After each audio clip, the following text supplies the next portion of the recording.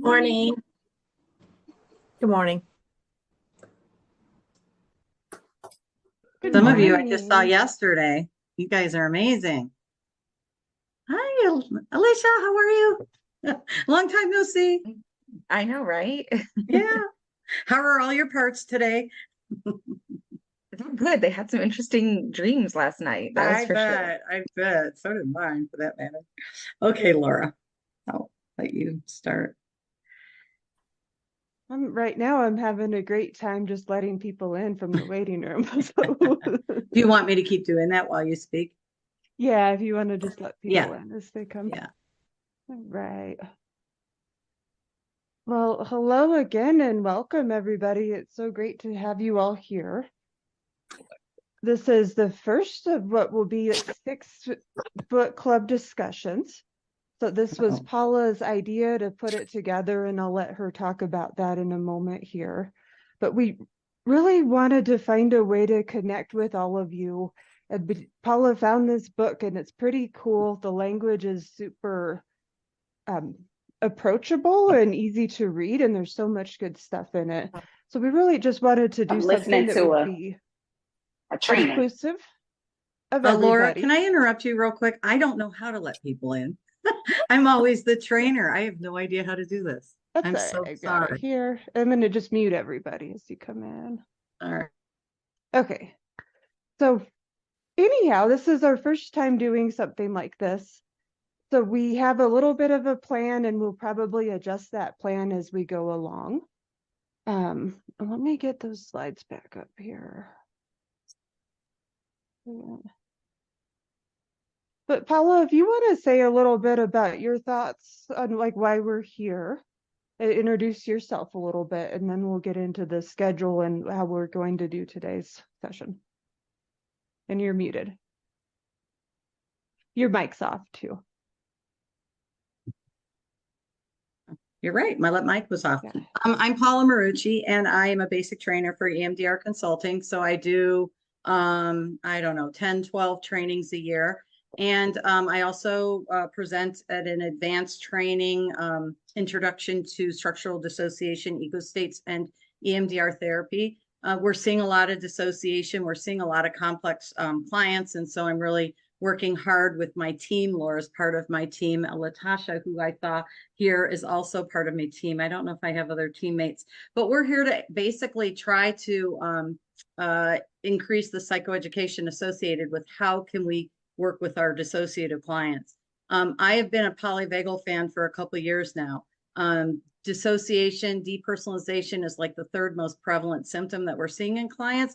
And whenever somebody says, well, where do we start? I always say polyvagal. So when I saw this book, I was like, wow, let's do this book. Let's put it out there and see how many people we can get involved and get some feedback. So we're here basically to take the brain, which is going to be our AIP, Adaptive Information Processing Model, and we're going to connect it to our body, which is going to be our polyvagal. And once you get that brain body connection made, as we've kind of always known that with the body keeps the score, we should really be able to do anything. Of course, throw a couple parts in there and then we're set for life. So I'm really excited to be here. I'm really excited to be reading this book. All right. Thanks, Paula. Sure. And I've worked with Paula for about 4 years now. I work in community mental health and do like some consulting and training as well.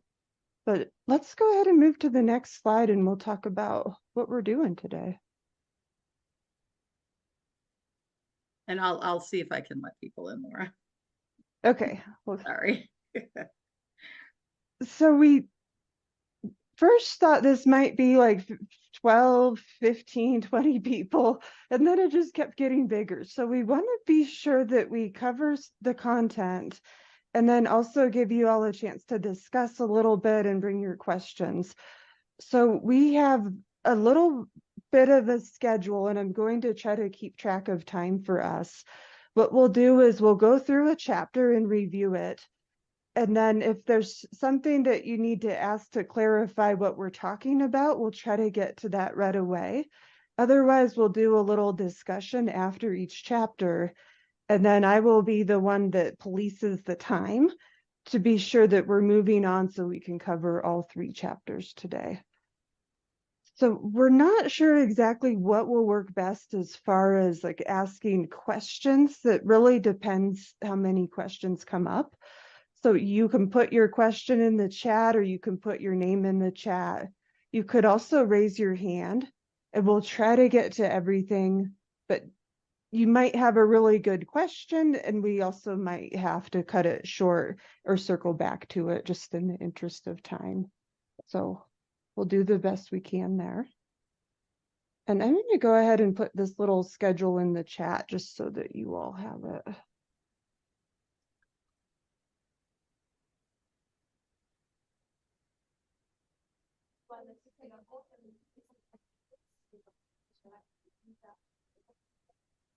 And then if you all can just keep yourselves muted if you're not talking, that would be great. All right, next slide.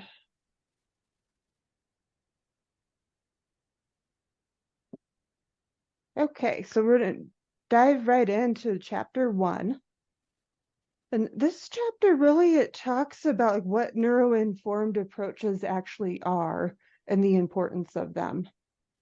So when we think of neuro-informed, we want to think of like, well, what is happening in the brain and in the body as we're considering the person's actual lived experience and the symptoms that they're coming in with. So we're looking at the brain, especially with EMDR, and then the brain and the nervous system with polyvagal theory. And having this way to understand that what's happening actually has a biological basis. And it's a way that we can really focus on what is happening for that person instead of like what labels that we're putting on it, because everything happens for a reason. And we want to understand like what the biological and physiological correlates are to what that person is dealing with in their daily experience. So many of the symptoms that we see that have to do with the nervous system being dysregulated, and then its efforts to course correct and get back into a regulated state. So if you think about trauma and the system being activated to perceive threats, even if maybe there's safety in present day, or the threat is something that's very manageable with the person's resources, that nervous system is getting dysregulated.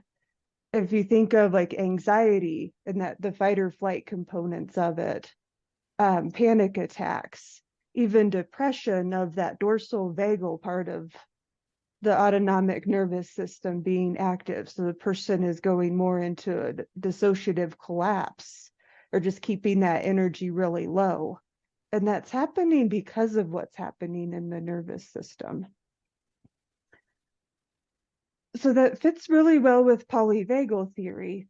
And then with EMDR, think of like what memories, when they're stored as a kind of a pathological memory or the pathological kernels, like what those do to the nervous system.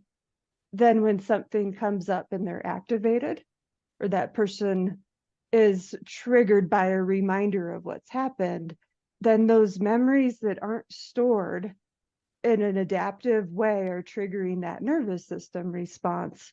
And that's where we have a lot of like PTSD symptoms.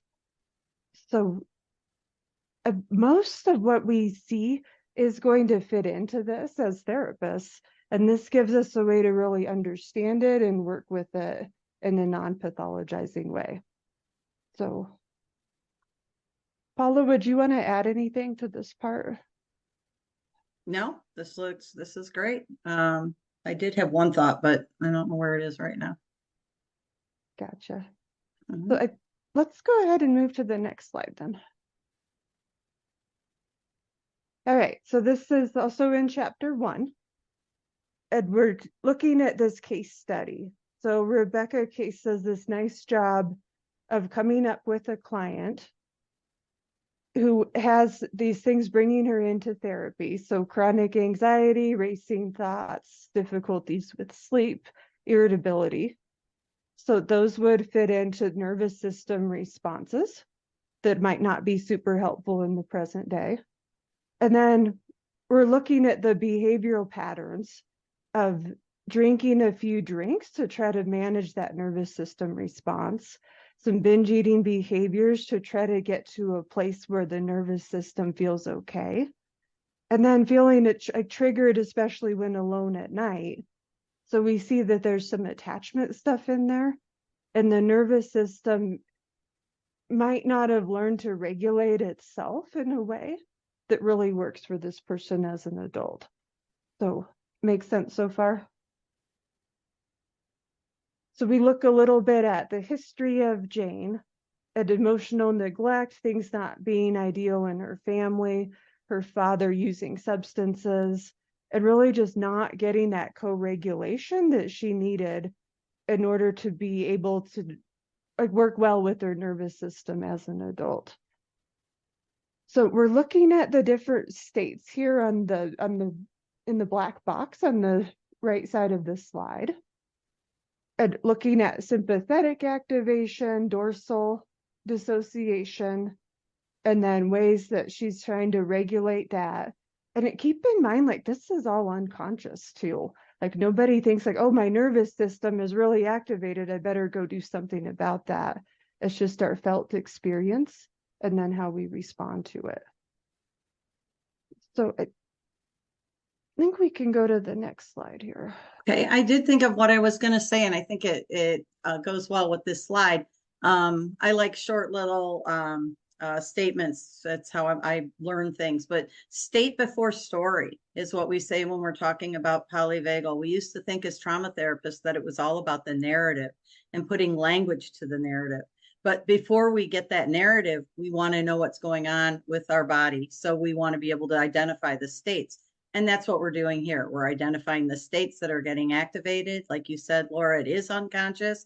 And then once we can identify what our autonomic nervous system really is doing, then we can put a narrative, then we can put a story to it. Great. Perfect. Well said. Oops, did I pass one? There we go. There we go. Perfect. Right. So then we're still following Jane, and we're applying some of this information to her therapy. So we can start with co-regulation. So having that relationship in sessions with the therapist, as we automatically will attune to one another if we're starting to build that sense of safety. So for those of you already familiar with the polyvagal language, it's increasing your access to that ventral vagal circuit. So it's our connect and digest, our regulated social engagement state of being. And then we can also work on expanding her window of tolerance. So for her being able to stay with situations and stay grounded and have that sense of connection, even if something is a little bit activating when she comes in, like we work with her system to be able to sit with that a little bit more. And we work on state shifts. So when someone's a little bit activated, like some of the EMDR, like resourcing skills can be really helpful in helping that client to shift into a more regulated state. This comes with that name it to tame it. So noticing and naming thoughts, emotions, sensations, and really increasing that self-awareness. And then as we teach people other skills, they're able to notice when they're getting a little bit dysregulated and then have some skills to use to bring that back down and to stay more in their window of tolerance. So key thing here is as we're doing all of this, we're using a lot of polyvagal, but we're also like laying this foundation so that when we get into memory processing, we can help to keep that co-regulation and help that client do that reprocessing. So I think this case is just a really nice summary of like what we actually do with all this information. Next slide here.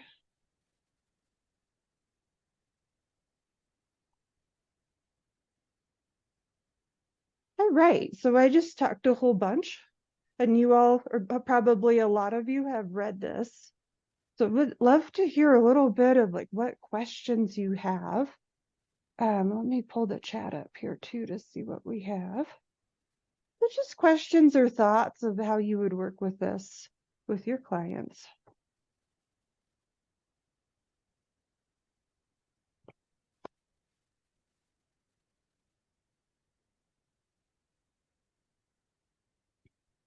And you're welcome to put some things in the chat. It looks like if you wanted to raise your hand too and unmute, that could fit in. And we've got just a couple minutes here. And Laura, I think one of the takeaways is that, Polyvagal is going to give us the opportunity to understand what it is that is creating these different states that we go into. For example, sympathetic nervous system being our fight, flight, freeze. We've always talked about fight, flight, freeze, and as one with a shutdown. And now we can actually learn what the biology is. And so understanding what's going on when you're in a fight flight, and then if that fight flight doesn't go away, then we're going to be shifting into another state, and how those states then come back around and how we can work with EMDR. So I love the introduction to this chapter because it's giving us kind of a heads up, like we're going to learn a component that's really important here. And then as we get into the later chapters, we really will have some fun integrating our EMDR 8 phases into what we're learning.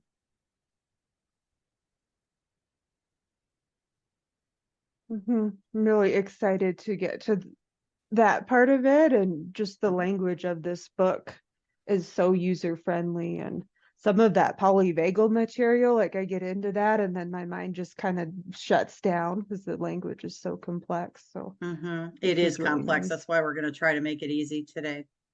Yeah. Are you getting any thoughts or questions? Should we move on? I know chapter 1 was more kind of an intro, and actually chapter 1, 2, and 3 are intros. We're doing an intro to polyvagal itself. We're going to, talk about toxic stress. I mean, we've got some definitions that we need to really pound out before we jump into the EMDR piece. Okay. We have a couple questions in the chat. So I'm also thinking polyvagal is a way to aid in resourcing a client. Absolutely. And that yeah. Yeah, okay. I can speak to that. Phase 2 that we do in EMDR is about assessing the client if they're appropriate for our phases 3, 4, 5, and 6 of our trauma work. And we are looking to see if our client can state shift.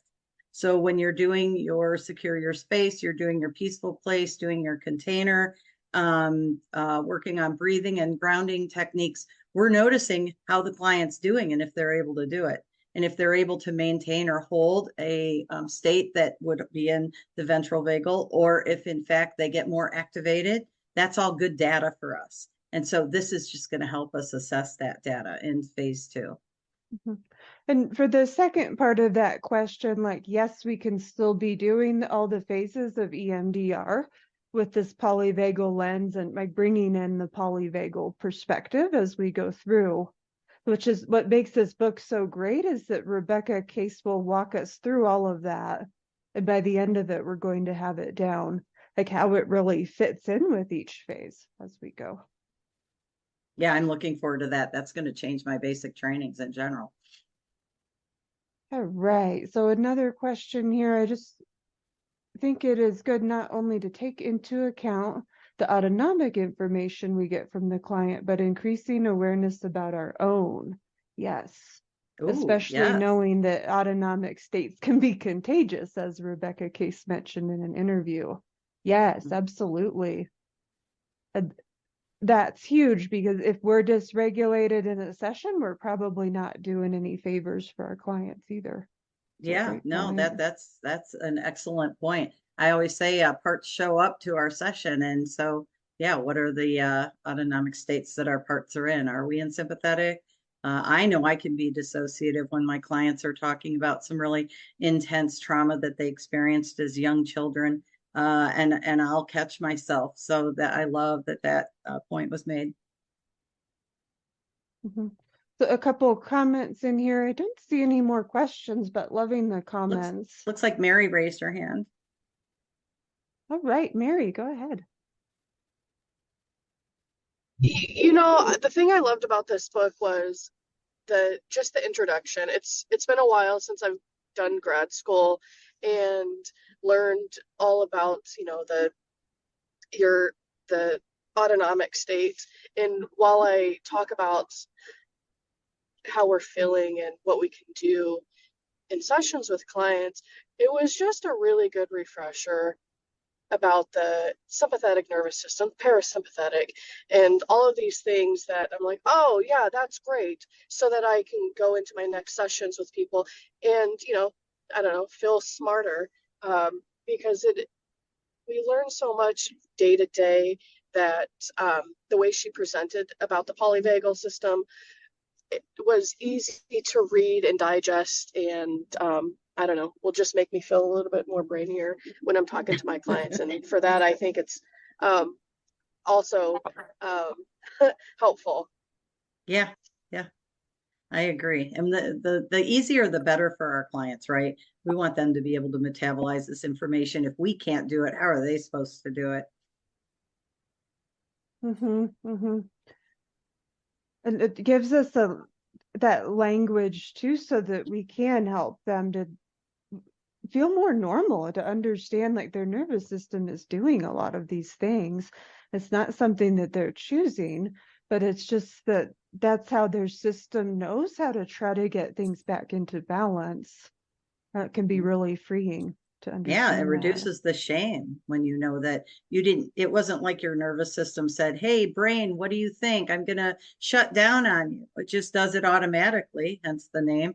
And you didn't have a choice in that moment as to how you responded to maybe an attack of some sort. So, yeah, if anything we can do to reduce shame is helpful also.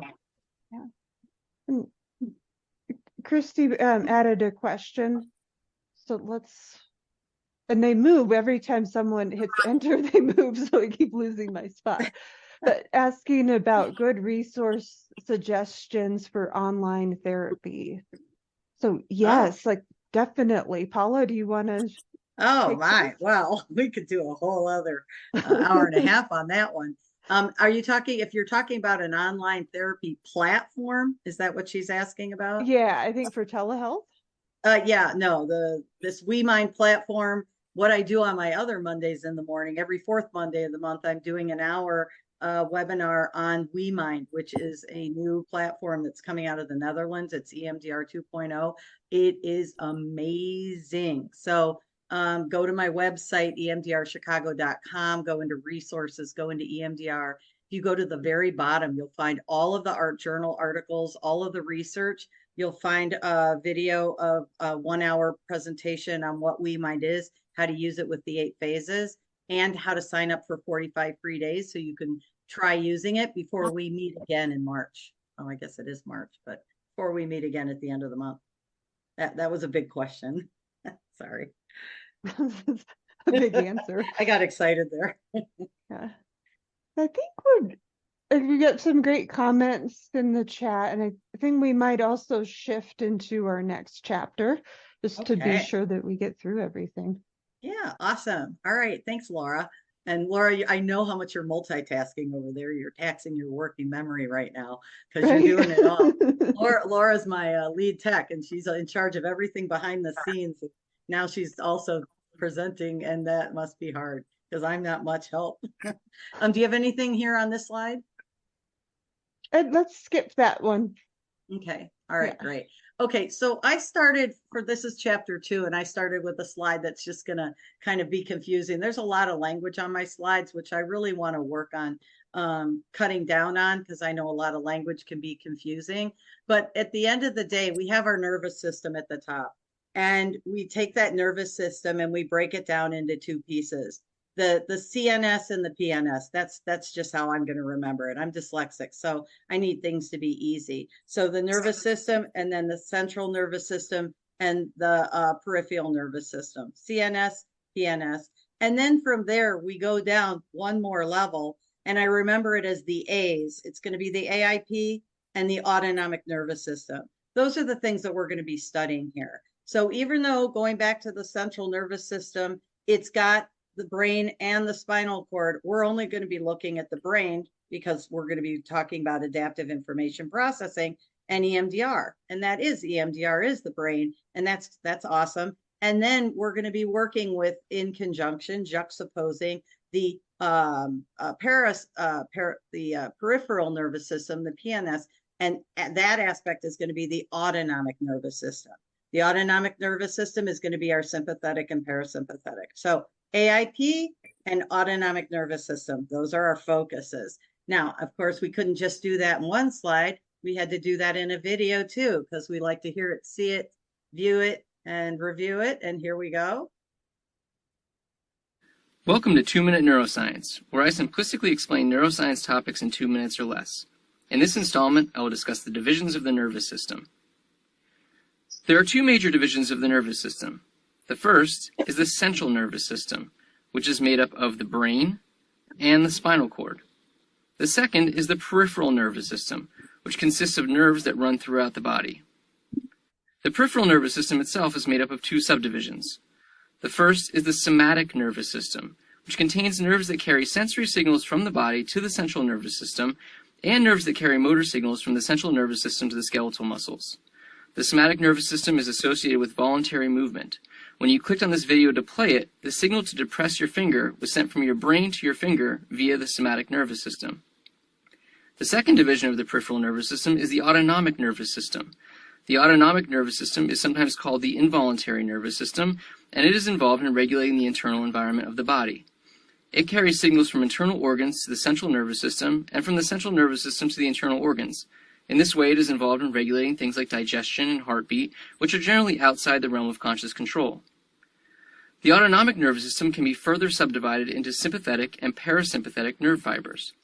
The sympathetic nervous system plays a large role in stimulating and mobilizing energy resources, while the parasympathetic nervous system acts to conserve energy. For example, if you're in a frightening situation, the sympathetic nervous system will cause your heart rate to increase, your blood pressure to increase, and your sweat glands to be stimulated.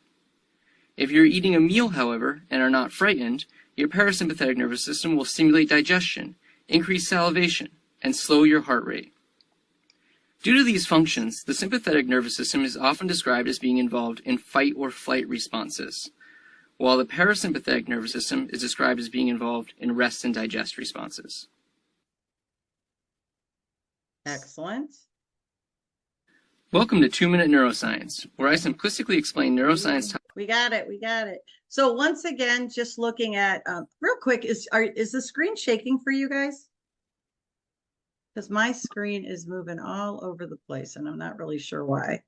Hold on, let me just get this video out of my view. So once again, starting with that nervous system and then breaking it down into the central and the peripheral. So CNS, PNS of the central nervous system, we're working with the brain, which is going to be our EMDR work. And then from the PNS, we're going to be working with the autonomic nervous system, which is going to be our polyvagal. So brain and polyvagal, that's going to be the focus of the work that we're going to be doing with this book. So we need to know what neurons are, because neurons are what create what is all the action in our brain. My favorite saying is neurons that fire together, wire together. When we talk about negative cognitions and positive cognitions, we're talking about neurons that fired and wired. Rebecca Kase calls this a lightning show, and I think that's kind of cool. One of the reasons why I even put the picture on here is because I think neurons look really neat. They're kind of pretty, but that basically all of the action that's going on in our brain and our body, it's just basically these little electric signals that are just shooting up and down. They're shooting to our brain, back down to our body, back up to our brain, down to our body. So there's efferent and efferent. Why they had to make those words so similar, I do not know. But it's about where these electric signals are being sent, and what the situation is that's external or internal that's activating these signals. And then just one more piece with the neurons that fire together, wire together. Think about growing up in a dysfunctional childhood, family home where you are being told that you're worthless over and over and over and over again, those neurons just fire and fire and fire and fire, and they wire and wire. And as they fire and wire, they're creating that negative cognition, that negative belief of I am worthless. So we're just starting to see Dominique, how you got an appointment? oh, I'm sorry, Laura, will you mute that? Where the neurons are also playing a huge part in what we're doing with our EMDR. So Rebecca went into she pulled it from Dr. Porges, but the definition of stress. And so we want to look at stress as a stimulus, and we want to look at stress as something that requires a physiological response, which means a response or change in our biology. So if you have an internal or external stimulus that demands a shift in our biology, then that would be what we're talking about when we want our clients to be on top of what that looks like. When the stressor is something that is temporary and there's homeostasis, wonderful. That can be part of health and wellness. But when the stress is not, we have our biology choosing to either mobilize to take care of the situation or to immobilize, which means to leave the situation, and not in a leave like in a flight, but leave in from a biological perspective. So toxic stress is what we're focusing on, because toxic stress is what creates for us these maladaptively stored memories.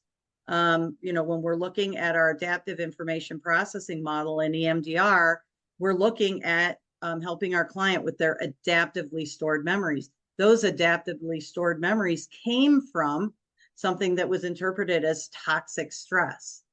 So the greater the stress is, the longer it lasts, that's going to be the more harmful and the more toxic.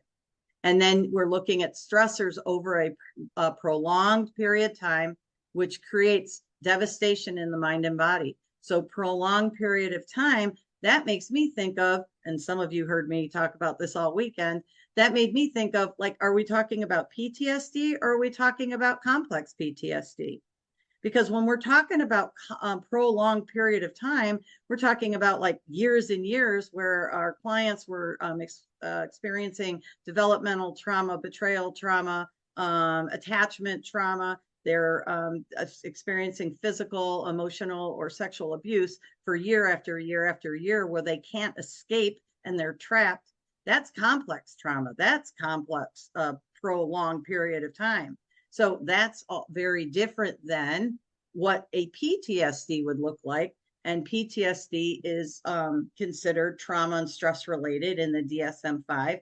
And when we look at Polyvagal, it was Polyvagal that helped me truly understand that our treatment plans for complex trauma and PTSD are very different due to what's going on with our biology.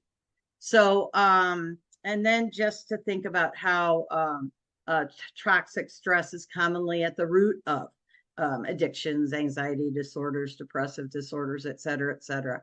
The fact that we're going to call it toxic stress works for me, because all it is a something that activates the client that then is prolonged and becomes unhealthy. And then the biology has to change. And what does that look like? So Dr. Shapiro tells us and defines trauma as any experience that has a lasting negative effect on an individual. And so that's what we were just talking about. We were talking about the fact that this toxic stress can have a lasting effect. It can have a lasting effect on our physiology. It can have a lasting effect on our biology. Knowing that the nervous system does not put a label on what it is or if it's traumatic or not, just a reminder that trauma is not the event. The trauma is how the client reacts to the event. So if I had a good attachment, but Laura didn't, and we experienced the same trauma, how I end up storing that trauma in my autonomic nervous system and throughout my brain is going to be very different than the way Laura is. And so once again, it's not about what happened to the client. It's about how they experienced it, and then how their their autonomic nervous system responded to it. So the nervous system reacts to stimuli and stressors with these adaptive physiological defenses that are unconscious. And this is where parts work comes in, because we're talking about parts. Parts are neurons that fire together, wire together. They are unconscious, and they are created in the name of survival. And so we're actually going to be able to bring parts work into this at some point as well. Rebecca Kase does a nice job of looking at time, does a nice job of comparing this to a dragon. It's the year of the dragon, so I thought, oh, how appropriate. And so she calls the cognitive brain the dragon rider. Okay, so, and then the autonomic nervous system is the body. And remember, the autonomic nervous system is going to be unconscious. And so we've got this body that's doing all these things. And when you think about your clients, you're like, oh my gosh, yeah. You know, we've got our clients that are depersonalizing, or, you know, they're outside of their body, or they're in their body, or their body is, their heart rate is going up, or they're having a panic attack. Their bodies are constantly, the body keeps the score, right? Well, how do we put our cognitive brain in and engage it with what's happening? Well, that's what we're doing with this book. And so, you know, clients often present in therapy feeling out of control in their internal world, and they feel powerless toward triggers, feelings, sensations. Makes sense. How do we tame our dragon? We befriend our biology and learn the ways of the autonomic nervous system, which is what we're going to be doing. And we're going to do that before we then start to integrate that into our 8 phases of EMDR. And I'm super excited about that because I'm a trainer of the 8 phases. And so if anybody out there knows the 8 phases, it's me. And so I'm really looking forward to being able to bring in the biology and what's happening with our body that's unconscious into the work that we're already doing. That's amazing. And yes, all of my trainees that will be coming in and being trained in EMDR will be in for a big surprise as well. So the autonomic nervous system is the key. And remember, we start with the nervous system, and then I do this more for myself than you. Then we have the CNS and the PNS. So the CNS, the central nervous system, the PNS is the peripheral. And then from there, we're going to go to spinal, but we're not going to do anything with spinal. It's the brain we're looking at, which is our AIP, Adaptive Information Processing Model, and all of our EMDR over here. And then over here, we have coming down from the PNS, the autonomic nervous system. So we haven't gotten to the EMDR piece yet that's over on this side, but we are right now working about this autonomic nervous system. Both need to be involved in therapy. The polyvagal focuses, like I said, on the automatic and unconscious. So when our clients, you know, I have a client that she had a experience with kind of a date rape type situation, and she was so angry with herself for how she responded. And at the end of the day, you know, I'm teaching her polyvagal, and I'm just saying, you did not have a choice. Your autonomic nervous system decided that you needed to shut down. It interpreted the situation in that you were going to die, and it went into a shutdown. You were, you know, your heart rate decreased, your body was feigning death. That was something that you had no choice over. You cannot outthink your autonomic nervous system. So that was helpful, because then that was able to decrease the shame. The 2 parts of our autonomic nervous system that we're going to talk about, I know you've heard a lot about this, it's going to be sympathetic, and that's where we're working with our emotions, and the parasympathetic, where we're working against our emotions. The sympathetic is mobilized, increased heart rate, and the parasympathetic is immobilized with a decreased heart rate. That's how I like to remember them. And I love this little picture here, because here's our polyvagal and here's our EMDR. And we're going to be working them, putting them together very soon. So both branches of the autonomic nervous system, the sympathetic and the parasympathetic, these are big words. All right. I'm used to saying them now because I've been saying them for a while. So we are also going to look at the fact that the parasympathetic then gets broken down into 2, the dorsal and the ventral. And I'm going to be, in those of you that work with me, I'm going to be assigning colors to these to make it super easy.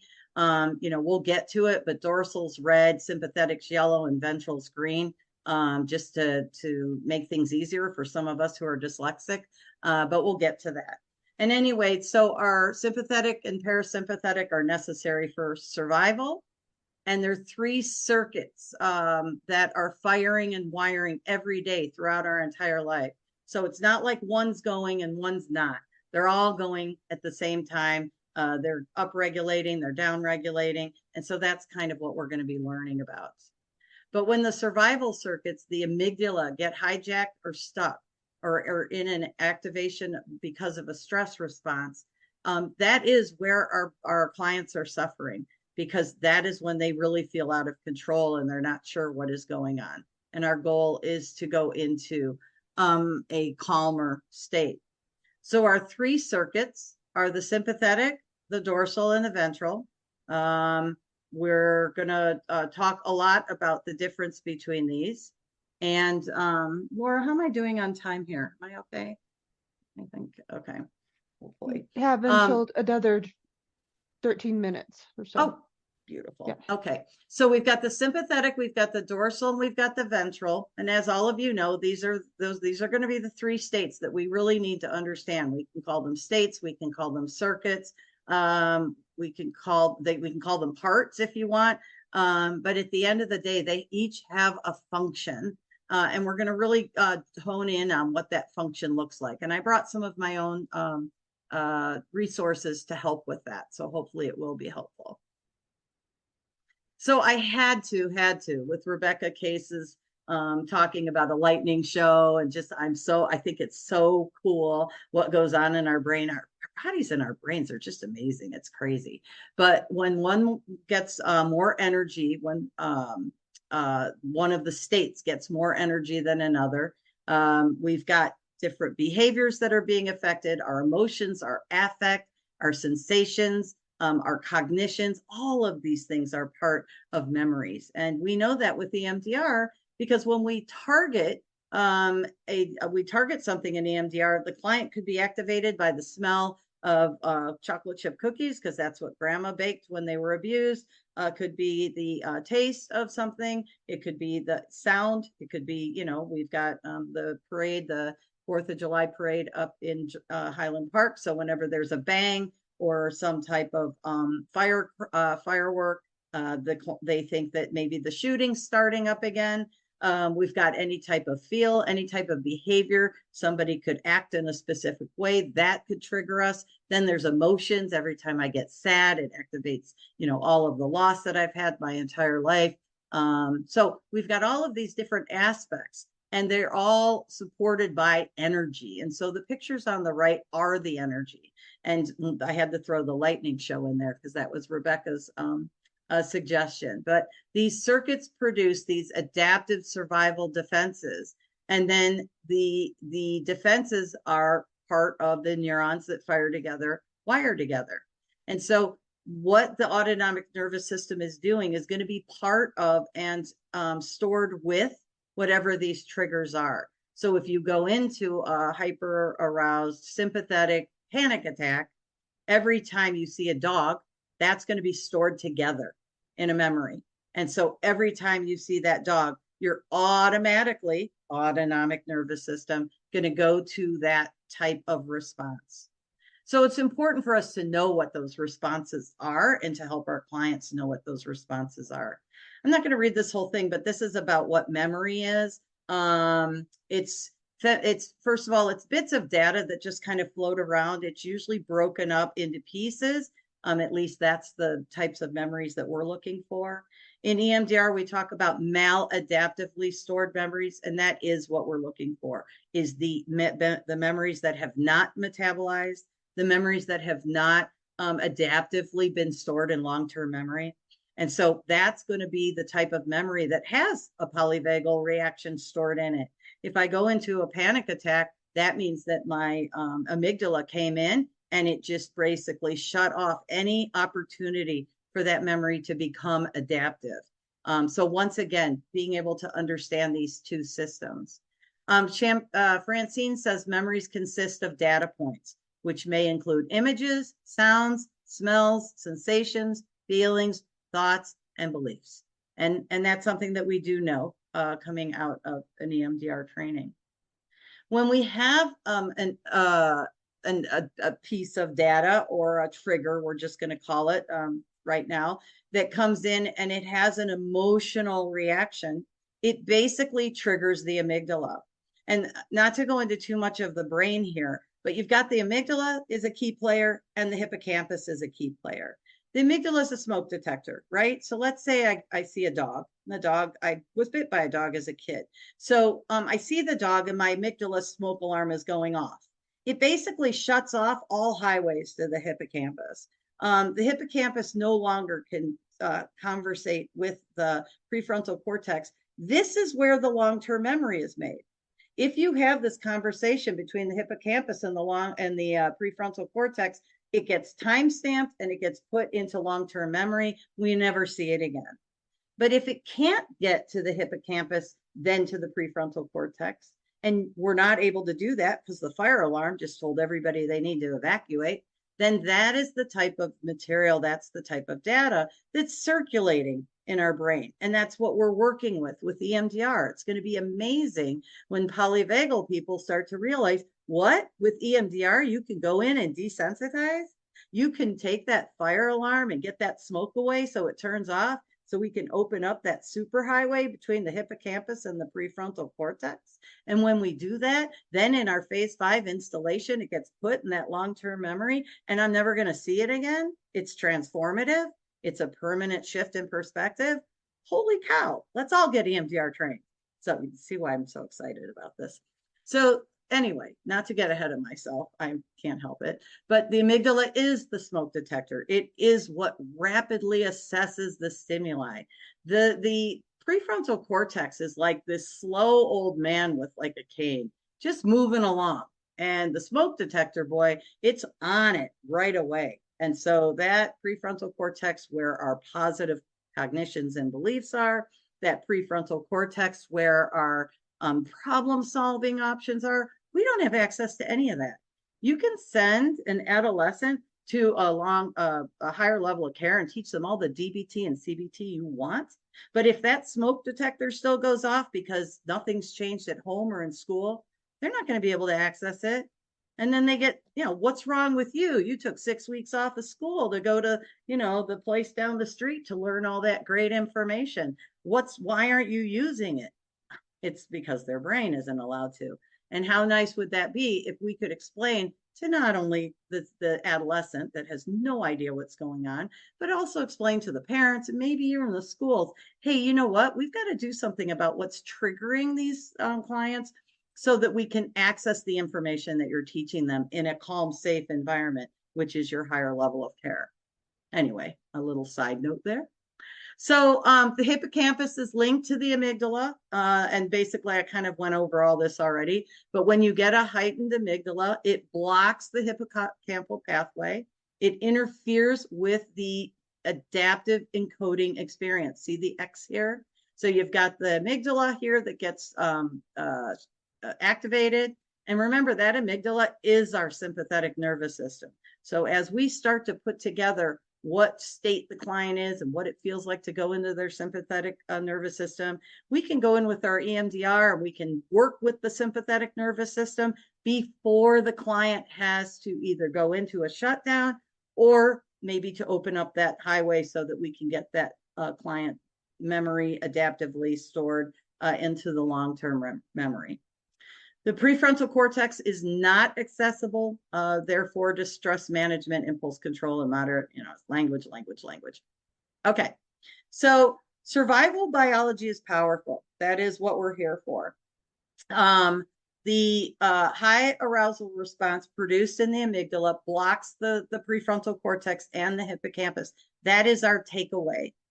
And then the involvement which then blocks the adaptive information processing. See a typo? So once again, when you think about the adaptive information processing model, and we need our negative belief cognition and our positive belief cognition, we can't get to it if the amygdala blocks it off.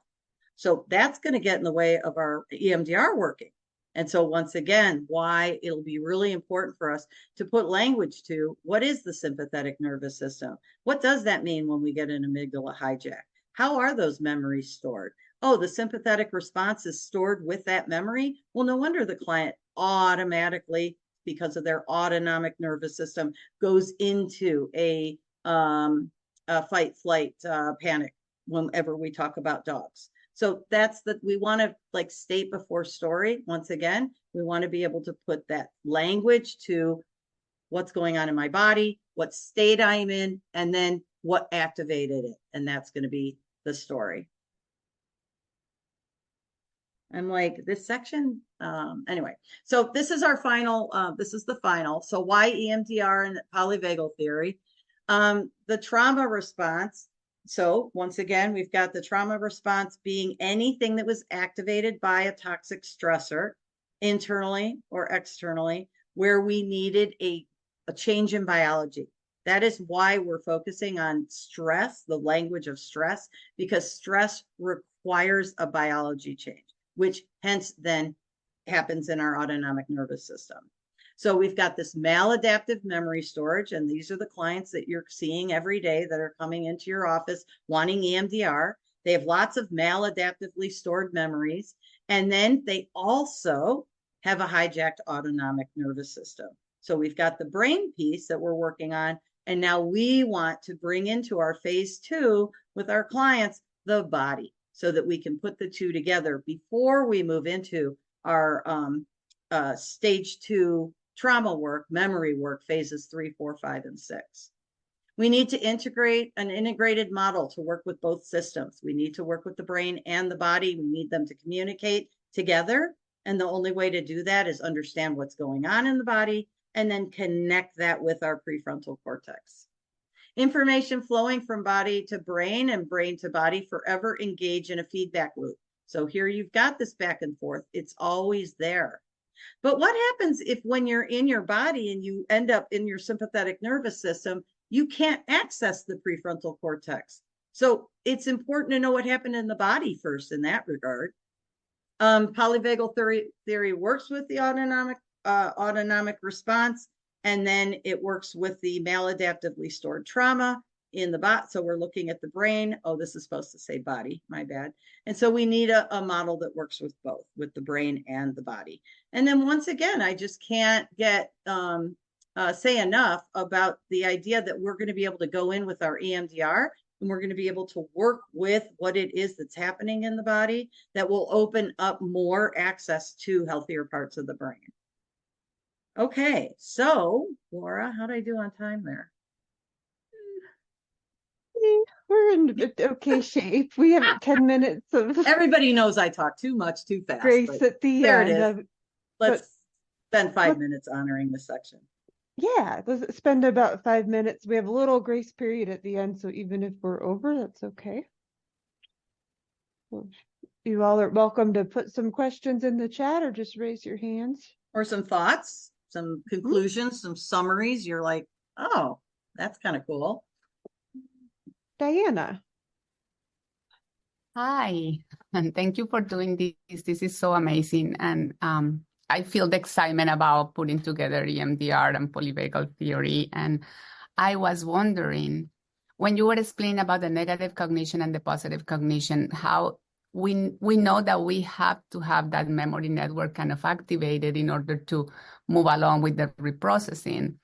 But I was kind of thinking, what if this is what exactly happens when the client cannot identify a positive cognition? Like it's almost like everything is flowing in the phase 3, but then you get to that positive cognition, and it's almost as if they get out of there and there is some resistance to even being able to consider something positive. You know, I know it is important because that's kind of the place that you are heading for the client, where we want to get them to go. But at the same time, I wonder if you don't believe, if you don't even consider to have some self-compassion towards yourself, how difficult that might be and triggering might be to identify that positive cognition. And, I just want to hear your thoughts and about Diana, do you do parts work? it. Okay, So it's a blocking part, right? There's going to be a part that's coming in that's not allowing the client to embrace a positive cognition. And so we use the blocking belief worksheet. Are you familiar with that? Mm-hmm. Yeah. Because if you're right, if the negative cognition is I'm worthless and the positive cognition is I'm worthy, and the client's like, well, I'm not worthy, then that's a problem, right? Mm-hmm. If you can't access the information in the prefrontal cortex where the client might have other times when they're worthy, that's a problem. And so we need to figure out what it is that's getting in the way. And there's probably a part that comes from childhood that says, well, you were told you were worthless your whole life and you're never going to be worthy. And that's what we have to work with first. Does that make sense? Yes, Yeah. a lot. Yeah, there's Laura, you can put it out. There's a 3-hour video on how to work with blocking beliefs that I think is pretty good. Of course, all of my videos start with polyvagal. So it's got a great polyvagal section in it, including a practicum for polyvagal. On exactly what your question is. And your website? Yeah, Laura can put the link in. It's the Awesome. blocking belief one, Laura. Thank you. Yeah, you're welcome. All right. Anything else coming up?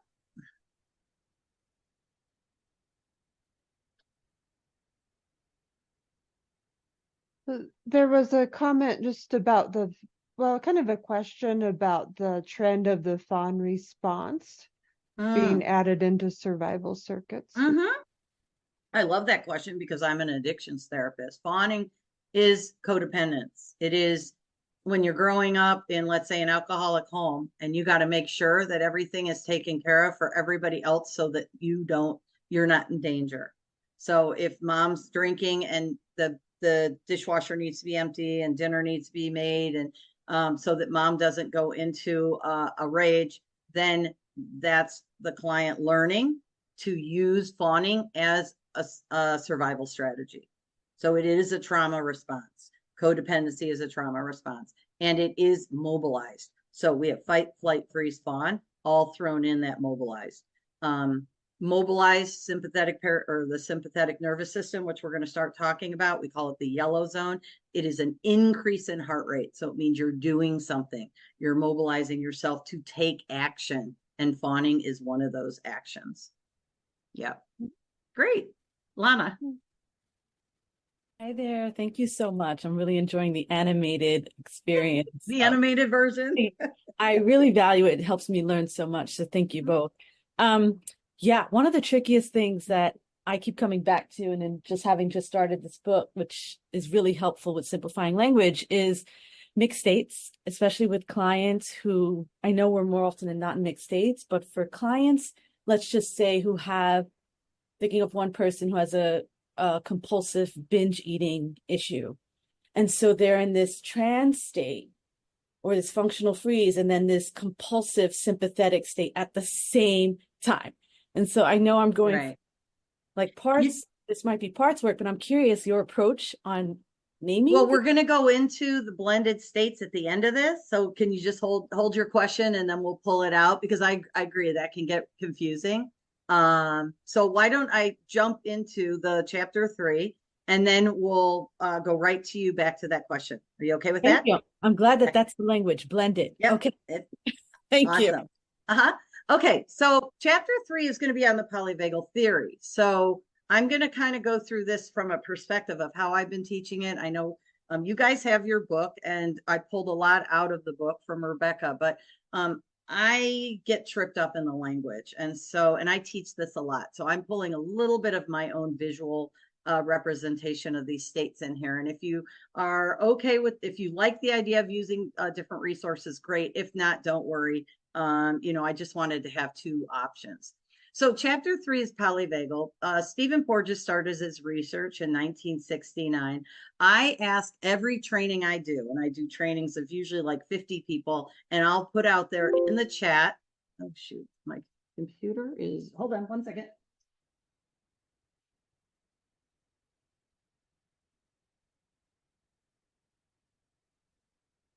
Okay. I put out in the chat, I always say, how many of you know that polyvagal is the study of heart rate variability? variability. And usually, I think over the weekend, nobody knew except for those that have heard me say it before. It is the study of heart rate variability. And that's a really important aspect of what we're learning here, because sympathetic is an increased heart rate and parasympathetic is a decreased heart rate. And so if you want to say to, if your client says, well, I don't know how to get out of that parasympathetic, and the answer is raise your heart rate. Yeah, I don't know how to get out of that sympathetic, decrease your heart rate. It's just a really great place to start. So we'll talk more about that as we go on. Stephen found that the heart rate variability uncovered the role of the vagus nerve in the autonomic response, and that it is the physical mechanics behind hyper and hypoarousal. So we have all been using window of tolerance, Daniel Siegel, hypoarousal, under and over accessing. And now we're shifting into using language, polyvagal language instead, because now we have more information. And so even in the basic training that I do, we're moving into the language of polyvagal, and we're moving out of the window of tolerance language.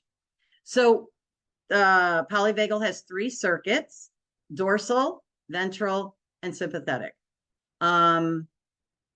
It is part of evolution. So when you think about the evolution, and I don't know a lot about evolution, so this didn't really do anything for me, but there's a hierarchy to evolution. And so that means that our 3 states, our 3 circuits are going to come from evolution. And so the hierarchy, we're going to look at in just a minute. It makes more sense when you look at it at each level. One of the key principles is that neuroception. So when you have a perspective or you have perception around something, you're cognitively aware of it. But neuroception is not being aware of it. It is unconscious. So when your body's scanning for danger and when you shift into a sympathetic response, you don't even know it unless you're paying attention to what that sympathetic response looks like in your body. Also, one of the principles is about social engagement system, how we need to connect in order to help form healthy bonds. So the vagus nerve, and vagus comes from the word vagabond or wanderer. It is the longest of the 12 nerves. I believe it's nerve 10. It has 2 branches, and one branch is going to be the backside, which is the dorsal. And that makes sense because our brainstem is back there. And we all know that the brainstem is going to be our place of a place that we go when we are trying to check out. And then ventral, which is our front side, and that's going to be, where our prefrontal cortex is and all of our great ideas and all of our problem solving. So we have the dorsal, we have the ventral. And so we give these colors just to make life easy. Dr. Stephen Porges and Seth Porges wrote a book. It went out in September, and Seth Porges always refers to dorsal vagal shutdown as red, sympathetic nervous as yellow, and then the ventral vagal is green. We use it we call it the trauma trigger traffic light, or the trauma traffic light. It's just a great way to teach your clients. There's a 25-minute video you can use. All of that's on my website if you're looking for more resources.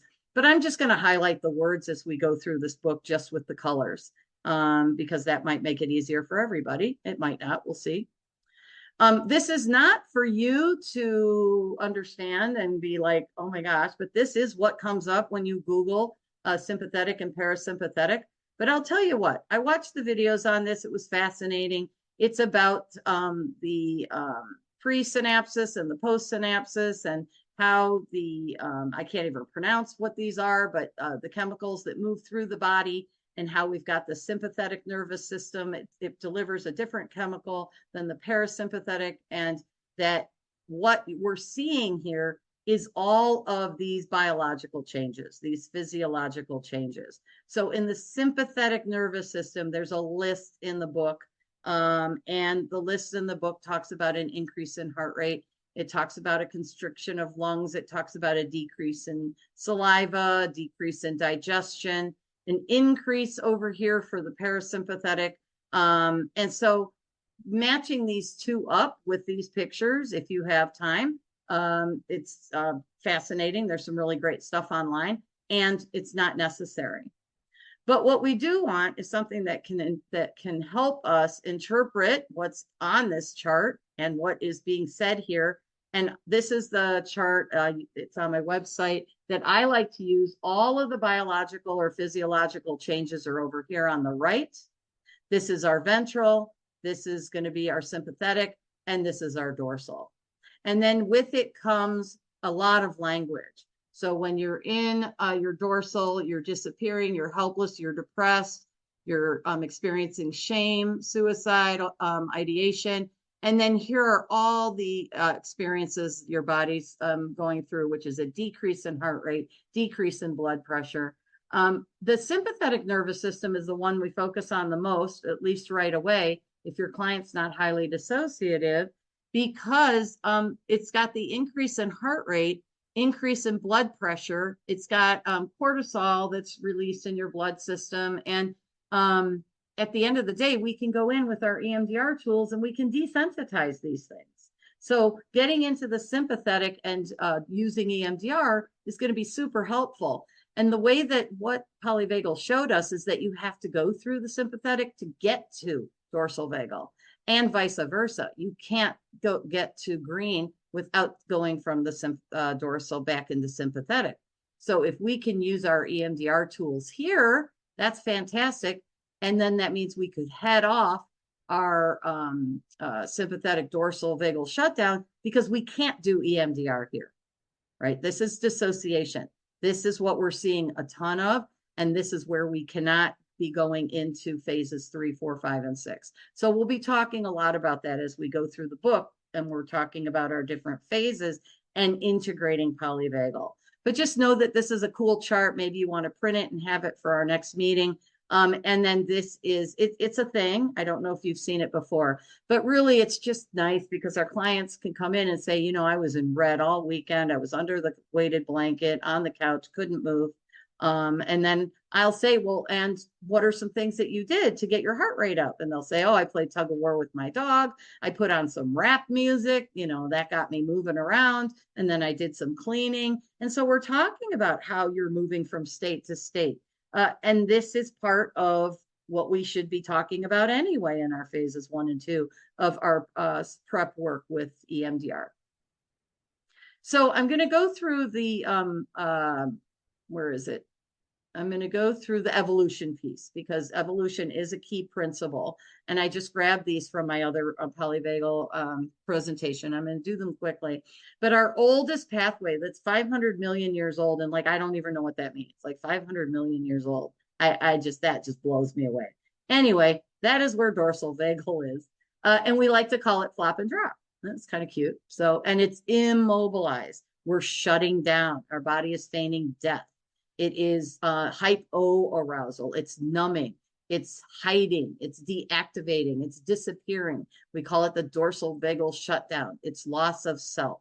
And it's life-threatening. The client feels like they're going to die. So my client that got attacked, she didn't know why she fought back. It's because she went into a dorsal vagal shutdown, and her autonomic nervous system did not tell her ahead of time that it was going to do that. It just did it. And that's how this works. If we go into our second layer of evolution, we're looking at the mammalian brain, which is 250 million years old. Once again, means nothing to me, but I had to make this PowerPoint, so I thought I'd go find myself a lion. I love the lions at the Chicago Zoo. They always come up and roar at us. And so, and then this is yellow, and this is our sympathetic, with an increase of heart rate. This is where your OCD and your panic attacks are, and any type of anxiety where you've got, you know, the heart beating and your face is getting red and your hands are getting sweaty. And we want our clients to be able to put language to this, because they do experience all of these types of body sensations and specific behaviors, chewing on their cuticles or smoking a cigarette or whatever it is that helps them maybe move out of sympathetic. But this is our fight or flight. So we got our flop and drop, and we have our fight and flight or fight or flight. And then this is our arousal. It's our mobilization, fight, flight, fawning. There it is. Increased heart rate, increased blood pressure. And look, our amygdala is hijacked. It is officially hijacked. There's going to be no entrance into the prefrontal cortex, which means there is going to be no access to any type of positive, any type of problem solving. And then last but not least is our ventral. So when we talk about our parasympathetic, we have two nerves. Remember, the one that goes through the front and the one that goes through the back. The back is the brainstem, and that's the dorsal, and that's what we saw, which is the brainstem, which is our oldest drop and flop and drop.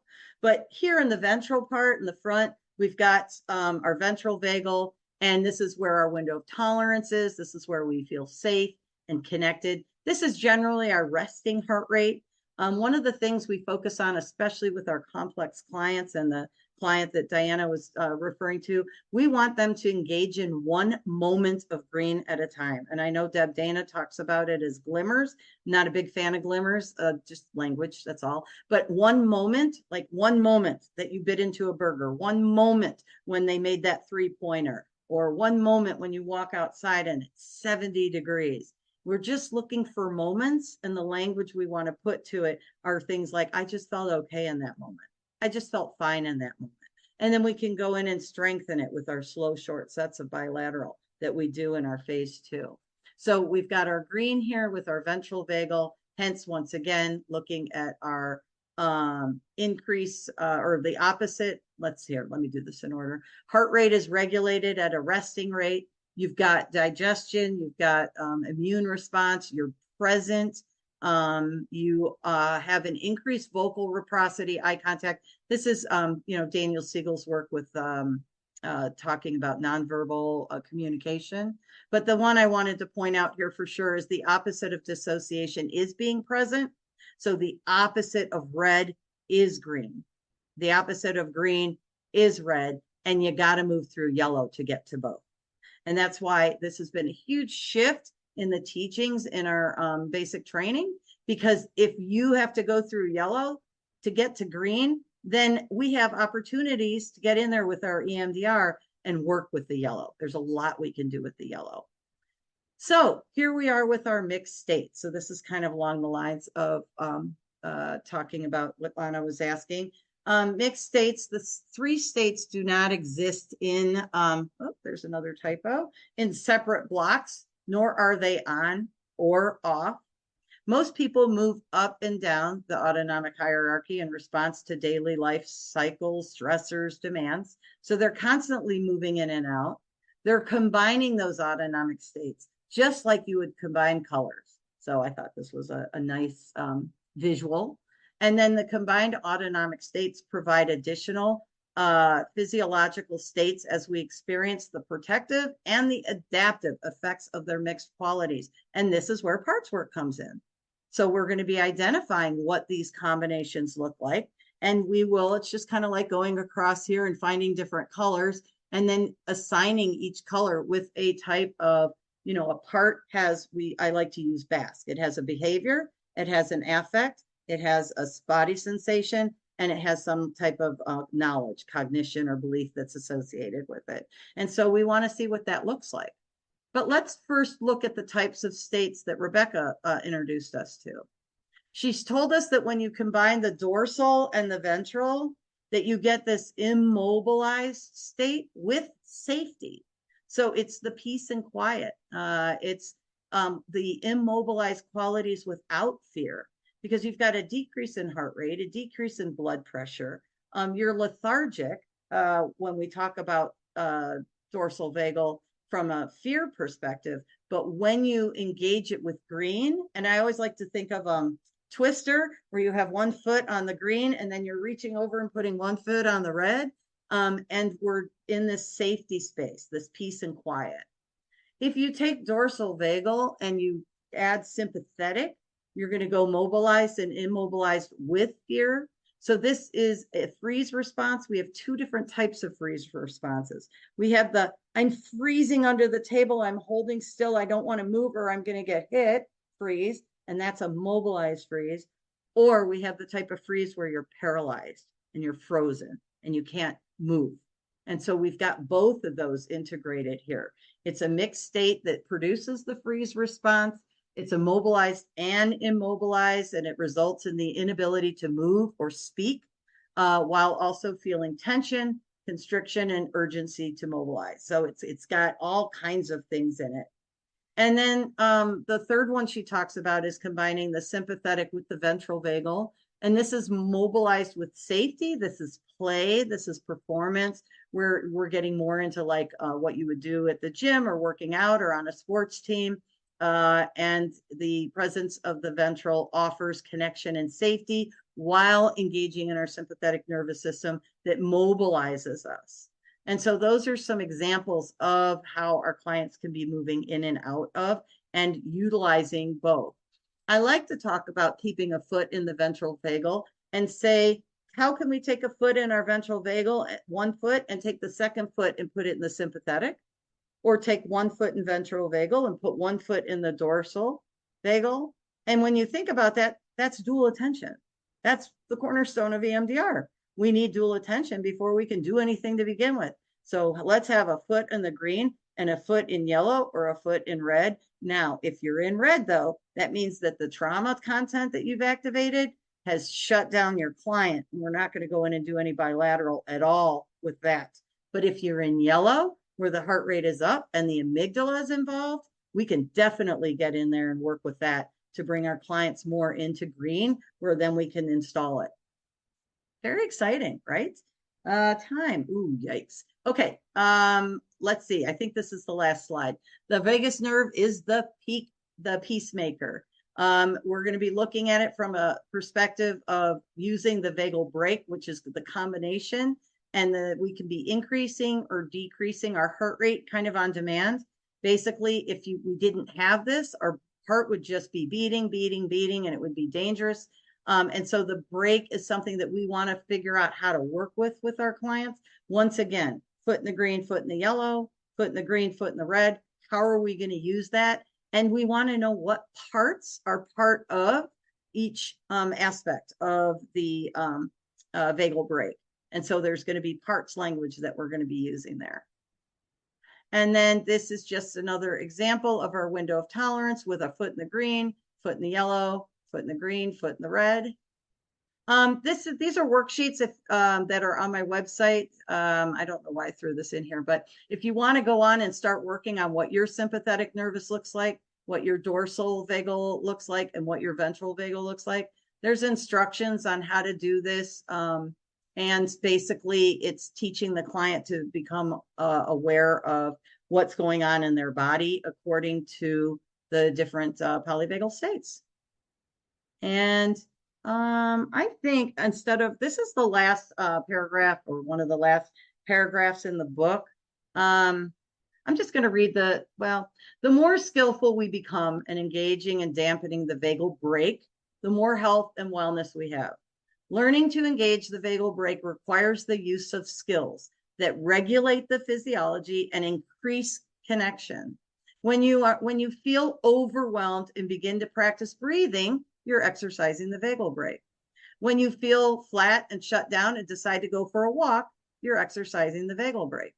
When you feel lonely and turn to play with a pet, you are exercising the vagal brake. All of these are about increasing or decreasing heart rate. So we want our clients to become skillful at these tasks, and then to start to practice. And then finally, to close up before we do a little bit of questions, vagal tone starts with attachment. I thought this was really important to point out because we are attachment for our clients. Our clients come in with attachment ruptures, and we are looking to help them with that repair. So vagal tone starts with attachment and co-regulation in childhood. We learn to exercise the vagal brake and regulate the anomic states from someone teaching us those skills. And if we don't have those skills taught to us, then we don't know how to use them. So the point is that we as the teacher or as the therapist are going to be working with that client from an attachment perspective, because we are going to be teaching them their polyvagal skills. And that is something that they really should have learned in childhood. Okay.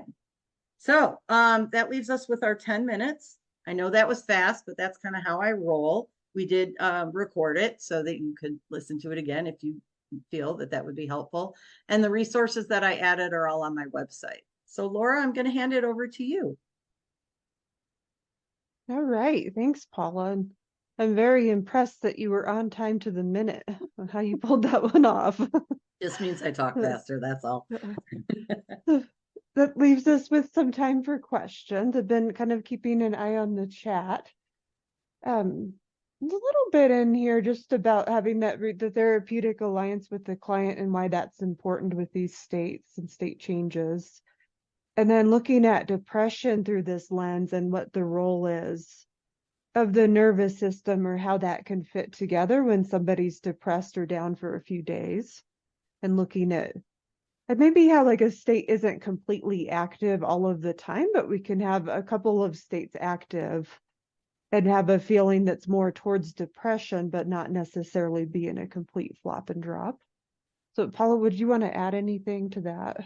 Well, I think when it comes to depression, first of all, I look at depression from a parts perspective. You've got so many parts that are in conflict that the client is shut down. But if you look at it from a polyvagal perspective, if your client is feeling depressed, let's say over the weekend, which doesn't mean that they're depressed per se, and you want to get them out of it, it's about heart rate. It's about what can you do to get moving? What is it that you can do to get your heart rate up and your blood pressure up? And so that's where polyvagal is going to be very helpful. Once we teach our clients about the different states and how the heart rate affects them, they can start making decisions on their own if they want to get out of the state or not. So that would be the only thing that I would add there.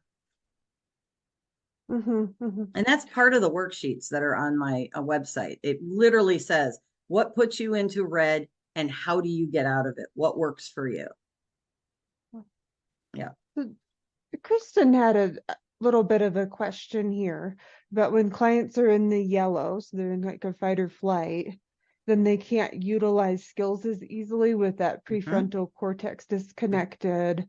So is this then where we bring in like a coping boxes or lists of things that they can do to access more green?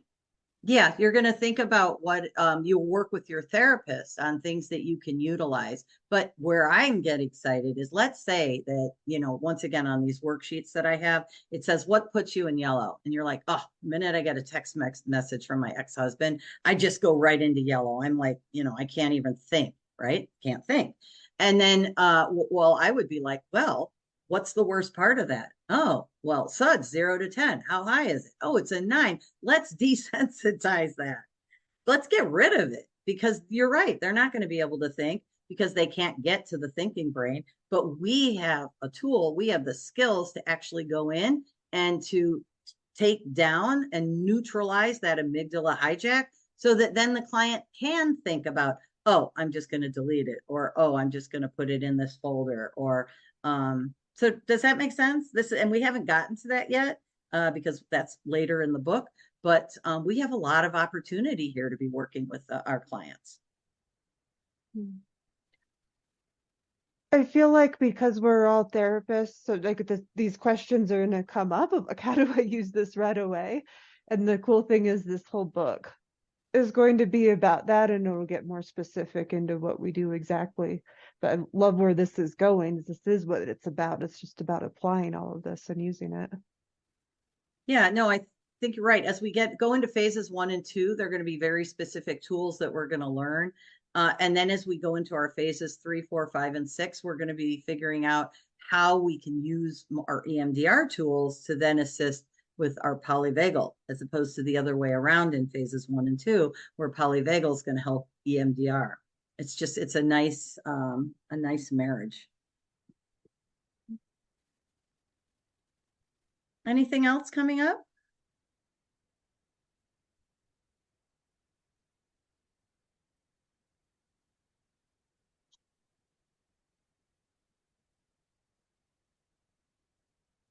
We've got some thank yous and people planning on coming back, which is wonderful. Yeah, if you guys could speak to the format, we didn't realize that we were going to have as many people as we have, so we changed it. It's obviously more of a book study, But if there's any recommendations as far as if this format works for you, this is how we'll do it. And yeah.